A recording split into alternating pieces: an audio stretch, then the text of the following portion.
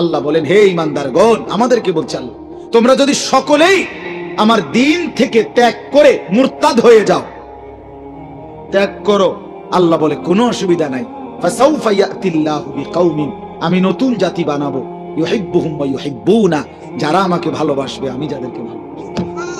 এই বেটা, আমার 2 সেকেন্ড লাগবে না, আমি আবার মানুষ বানাবো। আমি তোর কাছে ঠেকা না বান্দা, আল্লাহ ঠেকা।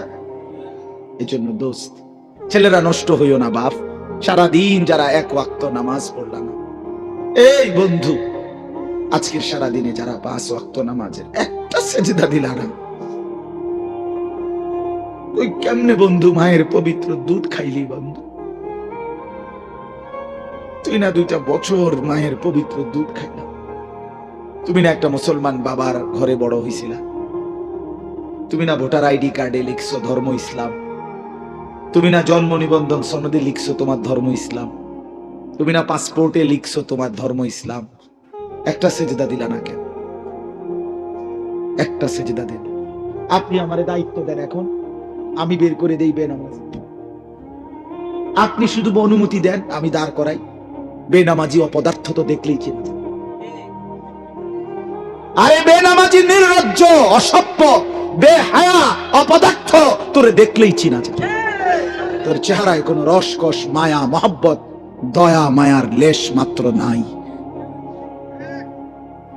এত বড় মালিক, 7 আসমানের মালিক, 7 জমিনের মালিক, কুল কায়নাতের মালিক, আমার অস্তিত্বের মালিক, আমার মাথার তালু থেকে পায়ের নখ পর্যন্ত ভেতর বাহির যার হাতে, যার ইচ্ছায়, যার সিদ্ধান্তে আমার চোখের পলক পড়ে, আমার হাত নড়ে, পাও নড়ে, আমার হৃদয়ের স্পন্দন, হৃদস্পন্দন চলে, আমার নিঃশ্বাস আসা যাওয়া করে। এই যুবক, এই এত বড় মহান আল্লাহর সামনে যারা ঘাড় নোয়াইল না, যার যে সেজদা দেয় না, ঘাড় নয় না, খোদার কসম বেটা, তোর চাইতে বড় ঘাটতারা, গাদ্দার, বেয়াদব আল্লাহর জমিন আর কেউ নাই। তুই সবচেয়ে বড় ঘাউরা বেটা, তুই ঘাটতারা নাম্বার 1, তুই গাদ্দার, তুই গাদ্দার বেটা, তুই ঘাটতারা বেটা। কার সামনে মাথা নয় খাম কেটে চেয়ারম্যান মনে করছো নাকি? হ্যাঁ ওই বেটা, চেয়ারম্যান মনে করছো, এমপি মনে করছো নাকি? এত বড় মালিকের সামনে তুমি মাথা নোয়ানো, তোমার ঘাড় কত শক্ত ঘাড়, চিন্তা করছে? এটা কেমন গাউরা বলেন না কেন? এই ঘাটতারা না? কথা বলেন, বলেন, স্বীকার করেন, তুই গাদ্দার না বেটা? আমি তো বললাম আমার নাম আনিসুর রহমান, মনে রাখো আমার নাম, আমি বললাম মনে রাখো বেনামাজি, যার কপাল সেজদা জমিনে পড়লো না, ঘাটটা নোয়াইলা না, তোমারে কবরে ফেরেশতা প্রথম ঘাটটা চাই একটা বাড়ি দিবে, একটা বাড়ি ফাড়াই নেবে, একদম ঘাটটা ফাড়াই লাগবে, মনে রাখো। সেদিন বুঝবি বেটা আল্লাহর সাথে গাদ্দারির পরিণতি কি। ওমা কাদারুল্লাহ হাক্কা কাদরি, আল্লাহ কোরআনে বলছে, বান্দা তুই আমারে সঠিক কদর করলি না, আমি তোরে দেখো, তুই আমারে কি মনে কর? আমি রহমান শুধু না, আমি তো আজিজ। আমি একদিকে রহমান, রহিম, গফফার, গফুর, গাফির, সত্তার, আমি সেই আল্লাহ, আজিজ, যুনতিকাম, সরিউল হিসাব, শদীদুল ইকাব, আমি প্রচন্ড প্রতিশোধ গ্রহণকারী, আমি দ্রুত আযাব দেনেওয়ালা, আমি দ্রুত হিসাব গ্রহণকারী, আমি মহাশক্তিধর, আমি কাহ্হার, আমি জব্বার, আমি আজিজ, আমি মুক্তাদির। তুই আমারে কি মনে করছো বান্দা? বাদ্দুকে খাওয়াইছি দেখে ফাঙ্গাস আর তেলাপিয়া, এই ফুলকপি আর ভাতা কপি, ফার্মের মুরগা আর কক মুরগা, এই তান কদ্দুর খাওয়াইছি দেখে তুমি আমারে ভুলে গেছো বেটা। তোর চাইতে ভালো বেশি উত্তম দুনিয়া, সম্পদ, খাদ্য আমি তো আল্লাহ জঙ্গলের বাঘ ভাল্লুকরে এত বালা খাবাই না। কথা বলেন না কেন? দুনিয়া আমরা কি ভোগ করছে? আমি নিজ চোখে আপনার দেখছি, চট্টগ্রামের পরে এক চিড়িয়াখানা আমারে নিছিল আরো আগে, তো আমি যখন দাঁড়াইছি তখন দেখছি চিড়িয়াখানার যে বাঘটা, বাঘের খাঁচার সামনে, ওই সময় বাঘের গোশত দিছে, গরুর গোশত বস্তাতে ফেলাইছে। তা আমি বললাম, ভাই কদ্দুর দিলেন গোশত বাঘের? ওই লোক বলতেছে, হুজুর জঙ্গলে যে পরিমাণ খায় ওইটা তো এখানে সম্ভব না, এটা চিড়িয়াখানা, এটা সীমাবদ্ধতা আছে। আমি বলছি আচ্ছা ঠিক আছে ভাই, কিন্তু দেখছেন কদ্দুর? প্রতি বেলা গড়ে 20 থেকে 22 কেজি গরুর গোশত দেওয়া হয়, একটা বাঘ। এও সীমিত, এও সীমিত। এও যদি আপনি এবারে কোন বাঘের যদি বলেন যে দোস্ত আজকে বৃহস্পতিবার গোস্ত মিলাইতারছি না, খুব চেষ্টা করছি, ব্যাস হয়ে গেছে আগে আগে, আজকে একটা বেলা শুধু ফাঙ্গাসটা দিয়ে 2টা লোকমা ভাত খাও, তুই কব দাঁত ফালাই দেবো তোর বেটা। আমার বংশ 14 গোষ্ঠী কেউ জীবনে কোনোদিন ফালতু জিনিস খায় না। ঠিক কিনা বলেন না? বলবি কিনা সে? বলেন যে না না বেটা, আমি তো গোস্ত ছাড়া কিছু মুখেই দেই না, আমি তো মুখেই দেই না, আমি তো তোর মতো একবেলা আলু ভর্তা আরেক বেলা ডাল ডুল খাই না, আমি গোস্তই খাই। আমার মরিব এভাবেই আমাকে প্রতিদিন দিয়ে যাচ্ছে।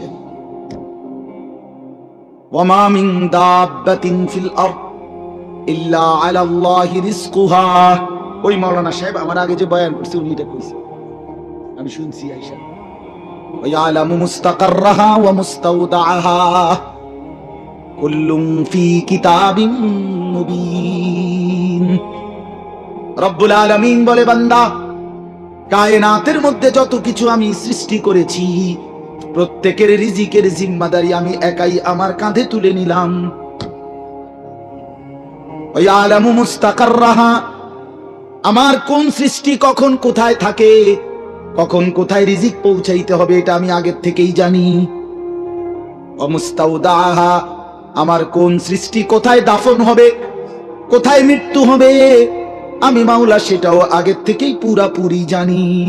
কুল্লুম ফি কিতাবিন মুবিন, সবকিছু আমি আল্লাহ সুস্পষ্ট তাকদীরের মধ্যে আসমান জমিন সৃষ্টির আগেই লিখে রেখেছি। দুনিয়া খুব বেশি ভোগ করছি আমরা, বলেন না বাপ? আহামরি কোনো কিছু। আমাদের চট্টগ্রামের একজন প্রখ্যাত বক্তা আছে, আলেম, আল্লামা ডক্টর আফম ও খালিদ হুসাইন, অনেক সুন্দর আলোচনা করে। একজন বড় আলেম ও জেনারেল লাইনও উচ্চ শিক্ষিত, ডক্টরেট করা। উনি একদিন বয়ানে বলছেন, আমি নিজে শুনছি, হুজুর বলতেছেন একটা হাতি একদিনে 250 কেজি খাবার খায়, 90 লিটার পানি খায়। আর ওই বাঘের তো কইলামে বেড়ায় কইলো চিড়িয়াখানার বাঘে 20-22 কেজি গোস্ত একবেলা খায়। আপনারা কেডা 22 কেজি গোস্ত একবারে খাইতেন পারবেন? কোন আতুরান আপনারা খাবাইয়া যা, বাদ যেতাম না, যে মরলে মরছি, তোমারে খাবাইয়া যাম, দরকারে কালকে থাক, তুমি আতুরা আগে তো ছবি উড়ে গেল। কথা বলেন, আছে কেউ? তো আমরা দুনিয়া আহামরি কিছুই ভোগ করছি না, কিছুই না, শুধু শুধু শুধু শুধু। এই বাপ, কেমনে বললে বুঝতেন? ইয়া লাইতা কওমি আলামুন, হায় আমার জাতি যদি বুঝতো। এটা সূরা ইয়াসিনের আয়াত। ইয়া লাইতা কওমি আলামুন। 3 জন রাসূলের দাওয়াতে একজন লোক ঈমান আনছিল নবীজির জামানার পূর্বে। এক এলাকায় 3 জন নবী একসাথে কালেমার দাওয়াত দিছে। 3 জনের হাতে কালেমা পড়ছে শুধু কয়জন? একদিন ওই এলাকার মানুষ, এই জালেমরা, পাপীরা ওই 3 জন নবীকে একত্রে ঘেরাও দিয়ে ধরছে, মেরে ফেলবে এই 3 নবীকে।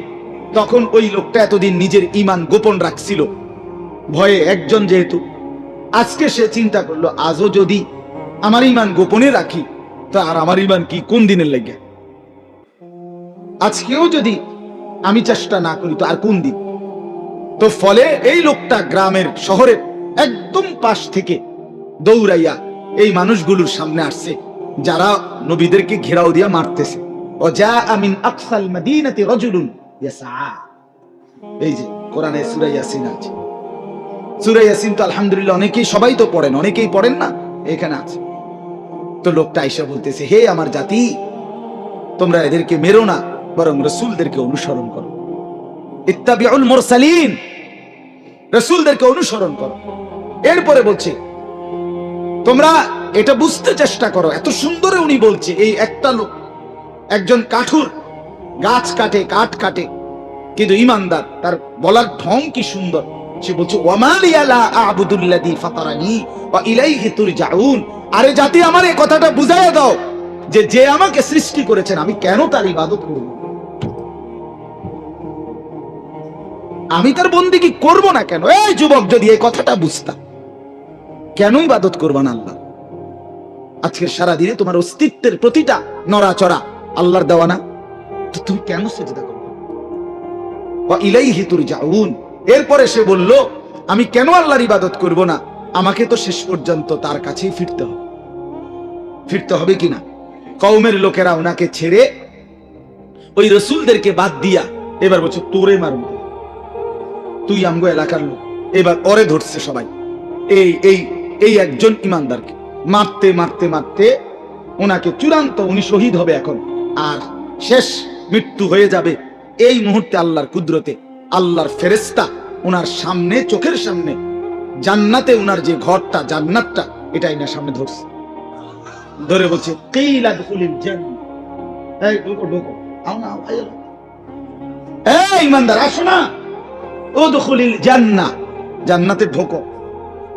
এই তখন দেখেন, তখন যে মানুষকে আল্লাহর দিকে ডাকে, যার কলিজায় ব্যথা থাকে, সে এই মুহূর্ত দেখেন, উনি এই ইমানদার লোকটা তেসে ওনাকে শহীদ করে দিচ্ছে, কিন্তু উনি এই অবস্থায় থাকতো, জান্নাতের দৃশ্যটা দেখেই বলতেছে, ইয়া লাইতা কওমি ইয়ালামুন, আহা আমার জাতি, তোমরা যদি বুঝতে, বিমা গফার আলী রব্বি, আল্লাহ আমারে কেমন মাফ করে দিলেন, ওয়া জাআলানি মিনাল মুকরামিন, আমারে সম্মানিত জান্নাতীদের অন্তর্ভুক্ত করে দিলেন। আহা তোমরা তো আমারে মারছো না, বরং তো আমারে জান্নাতে ঠেলে দিচ্ছ। তোমরা তো আমারে শহীদ করো নাই, তোমরা তো আমার ক্ষতি করো নাই, তোমরা তো আমারে নিজ হাতে জান্নাতে তুলে।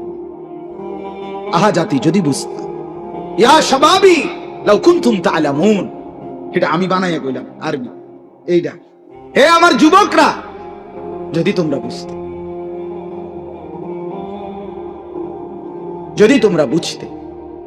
এই জন্য আপনাদের কাছে আমার মূল বক্তব্য আজকে, আমরা প্রত্যেকে হায়াতটা কাজে লাগান, জিন্দেগিটা কাজে লাগান।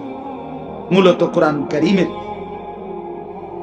দ্বিতীয় পারা, দ্বিতীয় সূরা, সূরা বাকারার 185 নম্বর আয়াতের অংশ বিশেষ আমি আপনাদের সামনে তেলাওয়াত করেছি।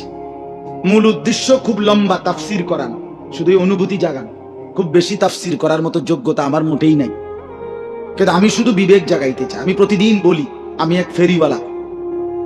যে ফেরিওয়ালার বৈশিষ্ট্য হইল, ফেরিওয়ালা নিশ্চিত জানে তার প্রতি ডাকে কাস্টমার আসে না। কথা বুঝেন না? তার পণ্যের ঘোষণাটা সে যতবার দেয়, প্রত্যেকবারই কি কাস্টমার আইয়ে?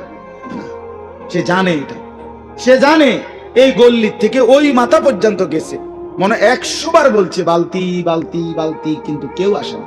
কিন্তু সে বলা থামে না। সে জানে হতে পারে 100 জন পরে, 100 বার বলার পরে একজন লোক হয়তো বলবে যে ভাই দেখি কি মালটা কি। ওই একজনের আশায় পিছনের 100 বার সে বলে যাচ্ছে। খোদার কসম, আমরাও ফেরিওয়ালা, আমরা ওই আশায়, স্বপ্নে বুক বাসা আশাবাদী, যে 1000 বার, 1,00,000 বার আহাজারি করার পরে যদি কোনো মুসলমানের কলিজায় লেগে যায়, ওই একজনের আশায় দিবানিশি বলতে থাকি, বলতে থাকি।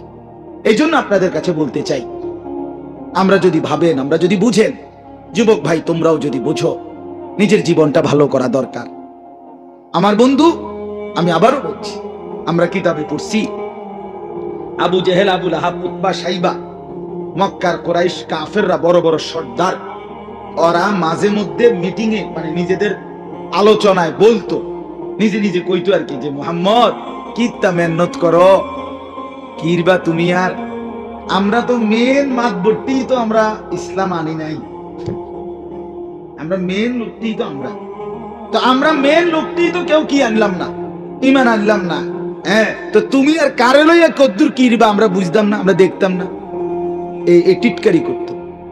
আল্লাহ তাআলা আর শাজিম থেকে, 7 আসমানের উপর থেকে আল্লাহ যেন মুচকি হাসে, আল্লাহ যেন বলতেছেন, আচ্ছা দেখো না, আমিও দেখাবো, আমিই দেখাবো কাকে নিয়ে কাজ নেব আর কাক থেকে নেব না, এটা আমি দেখাবো।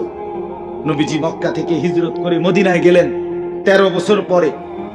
মদিনার 8 বছরের মাথায়, এই 13 আর 8 কত হলো? 21। এই 8ম হিজরিতে আল্লাহ নবী সাল্লাল্লাহু আলাইহি ওয়াসাল্লাম তিনি আপনার 10,000 সাহাবী নিয়ে মদিনা থেকে মক্কায় এসে মক্কা বিজয় করলেন। 21 বছরের ব্যবধানে গোটা আরব রাসূলুল্লাহ সাল্লাল্লাহু আলাইহি সাল্লামের কদমের নিচে চলে আসছে। সুবহানাল্লাহ। তাহলে কি দাঁড়াইলো? আবু জাহেল, আবু লাহাব ওরা তো জাহান্নামী হলো আরো আগেই, বদরের যুদ্ধের সময়। কিন্তু ইসলাম বিজয় হয়েছে কিনা? কথা বলেন না, ইসলাম বিজয় হয়েছে কিনা? রাসূলুল্লাহ সাল্লাল্লাহু আলাইহি সাল্লামের মিশন বাস্তবায়ন হয়েছে কিনা বলেন? এই জন্য আমি অনুরোধ করছি নওজোয়ানরা, তোমাদের কাছেই অনুরোধ আমার, তুমি হেরে গেলে, তুমি নষ্ট হয়ে গেলে, তুমি যদি চরিত্রহীন হয়ে যাও, নাচ গান, জুয়া, মদ, নেশা, নারী, অশ্লীলতা, গান, বাদ্য, অসভ্যতায় যদি লিপ্ত থাকো, তাহলে তুমি ক্ষতিগ্রস্ত হবা। ইসলাম আটকাবে না। ইসলামের জন্য, দ্বীনের খেদমতের জন্য যখন যে পরিমাণ লোকের দরকার, খোদার কসম আল্লাহ তা ব্যবস্থা করছেন, করতে থাকবেন। ওই পরিমাণ ইমানদার তৈরি হবেই, ওই পরিমাণ ইমানদার তৈরি হচ্ছেই। দেখার বিষয় হলো আমি কাজে লাগলাম কিনা, ঠিক কিনা বলেন? আমি অনুরোধ করছি যে যুবকরা, আল ইত্তেহাদ, নওজোয়ান তোমরা যারা একত্রিত হয়েছ, শুধুই যেন প্রদর্শনী না হয়, শুধুই যেন জামা, শুধুই পাঞ্জাবি, শুধুই শার্ট, শুধুই চুলের বাহার, শুধুই ফেসবুকে একসাথে গ্রুপ ছবি, শুধুই মোবাইলের মধ্যে প্রচার, এতটুকুতেই যেন থেমে না যায়। বরং যারা এত সুন্দর মাহফিল সাজিয়েছেন, তোমরা যারা যুবক ভাই সাজাইছো, আমি দিল থেকে দোয়া করি আল্লাহ যেন এর চাইতে সুন্দর তোমাদের জিন্দেগি সাজায় দেয়, জীবন সাজানো। নওজোয়ান তুমি সাজলে পৃথিবী সেজে যাবে। যুবক হিম্মত করলে গড়তেও পারে, বরবাদও করতে পারে। এক নওজোয়ান চাইলে এক সমাজে আলো ফুটাইতে পারে, এক নওজোয়ান চাইলে সমাজটাকে অন্ধকার, অস্থিরতা, বেহায়াপনায় ভরেও দিতে পারে। যৌবন দুধারী, গড়াও যায়, নষ্টও করা যায়।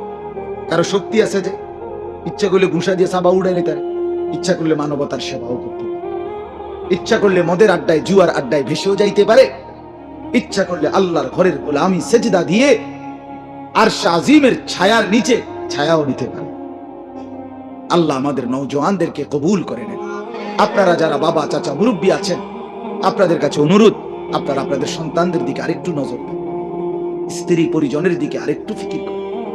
অভিভাবকরা, আপনাদের কাছে অনুরোধ, হাদিসে আছে আল্লাহ নবী সাল্লাল্লাহু আলাইহি সাল্লাম বলেন, যেই পুরুষ, কথাটা খেয়াল করেন, যেই পুরুষ তার স্ত্রী, সন্তান, বউ বাচ্চার জন্য নাজায়েজ, হারাম, গুনাহ, অশ্লীলতা, বেহায়াপনা মেনে নেয়, স্বীকৃতি দেয়, ব্যবস্থা করে, খোদার কসম নবীজি বলছে ওই পুরুষ হলো দাইয়ুস এবং তার জন্য জান্নাত হারাম।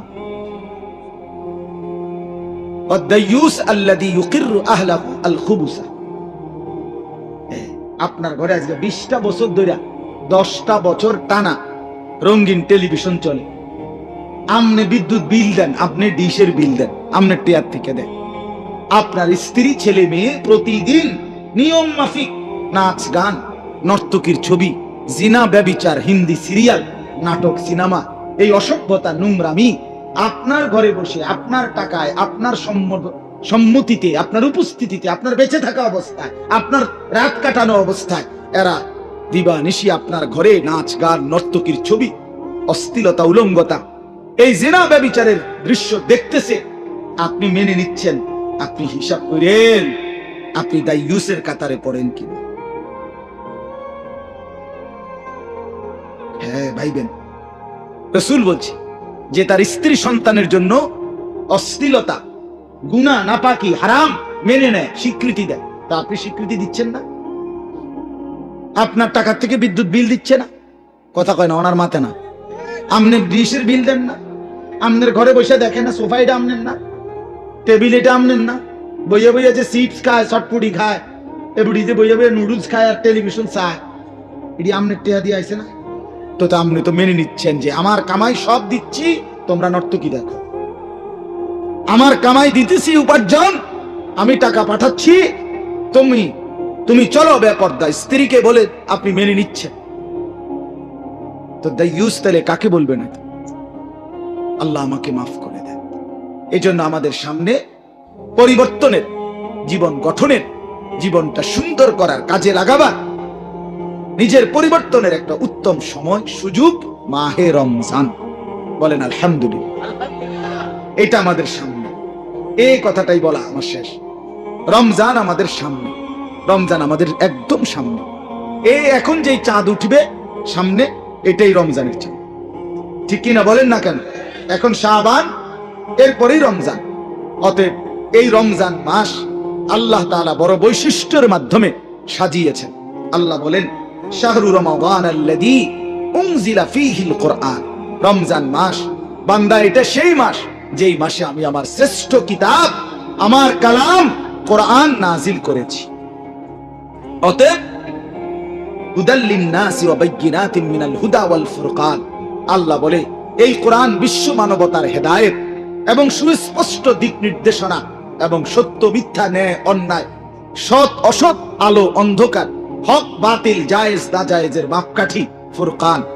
অতএব রমজানকে আমি কোরআন দ্বারা সাজিয়েছি, রমজানকে আমি তারাবি দ্বারা সাজিয়েছি, রমজানকে আমি ইফতার দ্বারা সাজিয়েছি, রমজানকে আমি সেহরি দ্বারা সাজিয়েছি, রমজানকে আমি শেষ দশকে এতেকাফ দ্বারা সাজিয়েছি, রমজানকে আমি প্রথম দশক রহমত দিয়ে সাজিয়েছি, রমজানকে আমি মাঝখানের দশক মাগফিরাত দিয়ে সাজিয়েছি, রমজানকে আমি শেষ দশক জাহান্নাম থেকে মুক্তির পরওয়ানা, ঠিকানা নিশ্চয়তা দিয়ে সাজিয়েছি। রমজান মাসে আমি হিসাব ছাড়া আমার ভান্ডার খুলে দিয়েছি। এত কিছুর ইন্তজাম করলাম, তুমি কি জান্নাত নেবে না বান্দা? আমি আর কি দিলে, আমি আর কেমনে বললে, আমি আর কি ব্যবস্থা করলে বান্দা তুমি জান্নাতের জন্য আগ্রহী হইতা? বলো বান্দা। এতটা এতটা যত্ন নিয়ে আমি রমজানকে সাজিয়েছি, আমি সাজিয়েছি। তুমি লক্ষ্য করে দেখো, শাহরু রমাদান, এই কোরআনে 12 আরবি যে 12টি মাস, মুহররম, সফর, রবিউল আউয়াল, রবিউস সানি, জমাদিউল উলা, জমাদিউস সানি, রজব, শাবান, রমাদান, শাওয়াল, জিলকাদা, জিলহজ্জা,